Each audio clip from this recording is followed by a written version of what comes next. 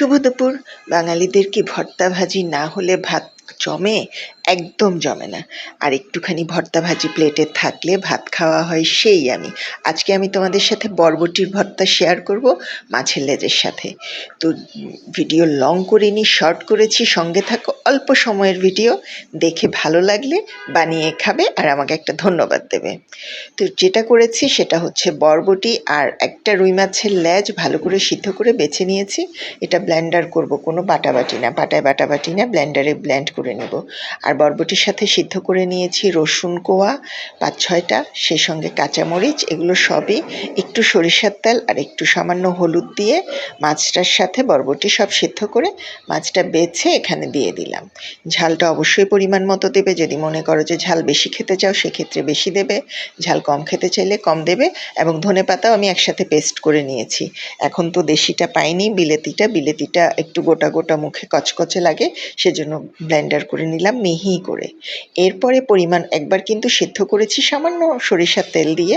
আর এখন ফাইনালি এটা খাওয়ার আগে আরেকটু সরিষার তেল মিশিয়ে নিচ্ছি। সরিষার তেলটা দিলে ভর্তাটা অন্যরকম একটা টেস্ট আসে। তো ভালো করে মিক্স করে নিচ্ছি। সরিষার তেলটা আমি একটু বেশি পছন্দ করি, তোমরা কম পছন্দ করলে কম দিবা, আর খেতে না চাইলে অ্যাভয়েড করবা। বাট সরিষার তেলের ভর্তাটা খেয়ে দেখো, এটা ভীষণ ভালো লাগে। মানে আমার তো ভীষণ পছন্দ। মানে দেখোই যে আমি দেই সব ভর্তায় সরিষার তেল ব্যবহার করি।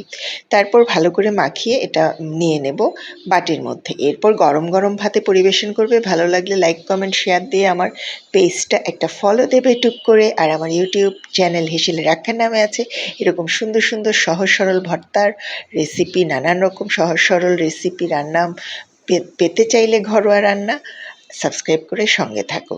তো আজকের দুপুরটা তোমাদের ইয়ামি ইয়ামি হোক। আমি তো এখন ভর্তা দিয়ে ভাত খাবো। আর এই বরবটি ভর্তা এটা হলে আর কিছুই কিন্তু লাগবে না, মজা করে ভাত খেতে পারবে। কি পরিমাণ মজা যে হয়! আর বলে রাখি, লবণটা আর মরিচটা নিজেদের স্বাদ মতো দিবা। যারা বেশি ঝাল খাও বেশি দিবা, যারা কম ঝাল খাও কম দিবা। লবণটা চেখে তারপরে দিবা, প্রথমে কম এরপরে বেশি।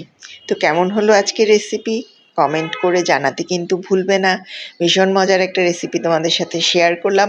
মাছ ছাড়াও বরবটির ভর্তা ভালো হয়, কিন্তু মাছের লেজ দিয়ে করাতে এটার স্বাদ অন্য রকম হয়েছে। ভালো থেকো সবাই, সুস্থ থেকো, আল্লাহ হাফেজ।